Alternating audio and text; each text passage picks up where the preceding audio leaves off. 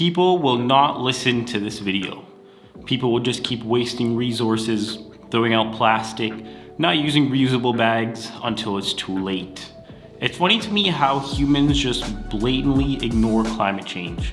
The data is there that shows temperatures have been rising over the past 200 years. 2020 was ranked the second hottest year on record in the 141 years that the record has been kept. Like, when are we gonna realize that what we're doing and the rate that we're going at isn't sustainable? I just don't get it. We see all these articles coming out and news reports and yearly reports about how the ice is melting and the water levels are rising and we're having hotter and hotter summers, and then people just go, whatever, we can fix it later. But the thing is that later never gets here. I think I remember seeing that there's a bunch of plastic the size of Texas or 2 times or something like that in the ocean, and sometimes I think, are we gonna do something about this, or is it gonna sit there? And yeah, it just sits there. We get data that storms are stronger than ever. We see that there are more and more wildfires that firefighters can't control. And then we just sit there like, whatever. And that just baffles me. Another thing that baffles me is that humans just disregard hemp like it's nothing.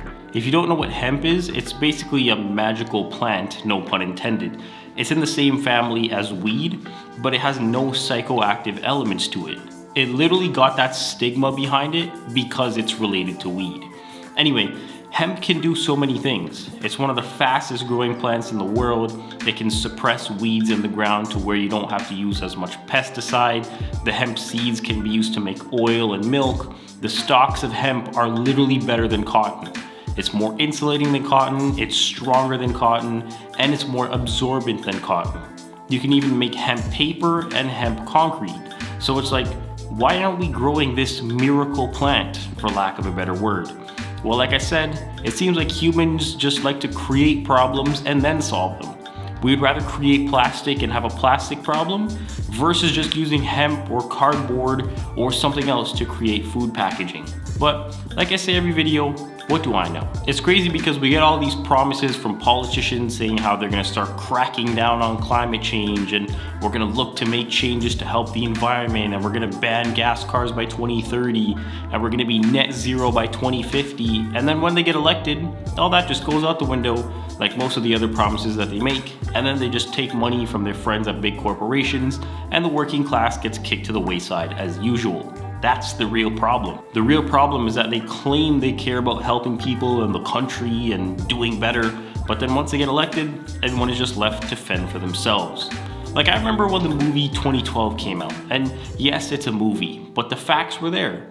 There were sun flares or whatever that was happening, and the guy went to the president and stuff, and at first no one believed him until shit started to hit the fan, and then everyone believed him. It's the same thing with the movie Don't Look Up, the one that recently came out on Netflix. There was literal factual evidence that an asteroid was gonna hit the Earth, and people were literally laughing at the scientists. You had people denying literal scientific facts, saying that people were saying how it's fake and all this and all that. Seems kind of familiar compared to today. 2020 shows that the pollution situation is in fact possible to slightly reverse. I remember seeing this article that said the canals in Italy were in a much better shape after the lockdown because of decreased boat activity in the waters. People claim that there were dolphins in the water and stuff, but according to this article from the National Geographic, that was false. But the waters were clearer because of the decrease in boat activity. Call it an inadvertent global experiment, but a ton more good things happen in terms of the climate, and even some low-key good health things came along with 2020. Road traffic in the UK fell by over 70%, industrial emissions in China fell by 18%, and scientists were able to detect lower vibrations from cultural noise compared to before the pandemic. Tons of animals were spotted in rare places like coyotes at the Golden Gate Bridge, wild boar on the streets of Barcelona, and there were some deer grazing not far from the White House. Yes, the pandemic caused a very high number of unfortunate deaths, but there was also some good health news.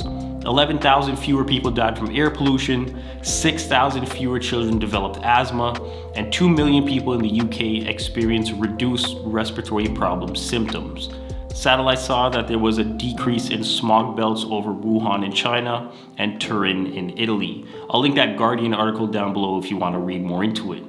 But too bad, as soon as the lockdown eased, the traffic surged again, and so did the air pollution. After lockdown was over, all the progress that was made basically all canceled out, so we just ended up back where we were. Imagine if more people got the chance to work from home. It would save on commute time, and it would save on the greenhouse gas emissions created from commuting while still getting the same work done. That's the most backwards part to me about going back to the office. You're making people get up earlier, put on their nice dress clothes, sit there in traffic to go and sit at the office when all the work can be accomplished from home. Like, what sense does that make? I get it, sometimes you have to go and see somebody, or there's a big meeting that people would rather have in person, but I mean, come on. People working from home saved them time. They slept more, they were more comfortable working in their own home, they spent more time with their kids, and the same work got done. Like, what are we even debating here? The other pretty messed up thing is that the resources are there. We have things like solar panels and wind turbines and hydroelectric dams and stuff like that, but all of it just gets pushed to the side because of fossil fuel executives and them lobbying and all that bullshit. Like, why is that even legal? But hey, people just overlook it and we go on about our day and act like nothing happens. But the problem is that the situation is so far gone that everyone switching to electric cars isn't going to solve the whole problem. It's a combination of everything. It's a combination of factories and cars and even foods. It's estimated that the production of food makes up approximately 26% of greenhouse gas emissions. But there really isn't any way around that because food, unfortunately, isn't optional. Yes, there's like plant-based protein and stuff like that now, but it's really expensive because it's still in the early stages. Animal protein is among the highest greenhouse gas emitters per kilogram of food produced. But without convincing you to go vegan or vegetarian, I want to talk about why we won't change. The fact is, like I said before, humans won't change until something very catastrophic happens. Something like 2012 or drought or famine or something like that.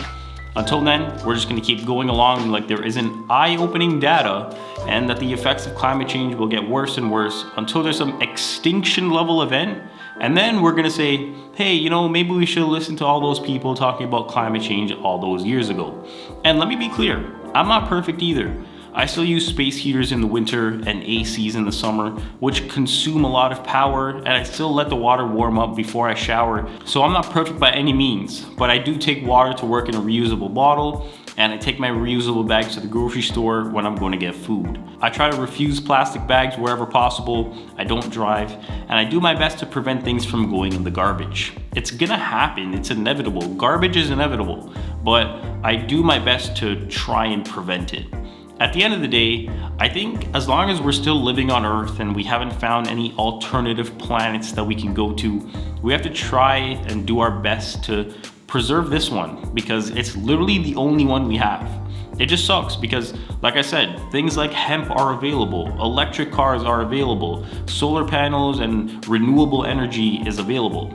It just sucks that we're gonna have to endure a whole bunch of bad shit before anyone starts to realize that we have alternative forms of clean energy and packaging just waiting for us to take advantage of it and use it. And as always, thanks for watching.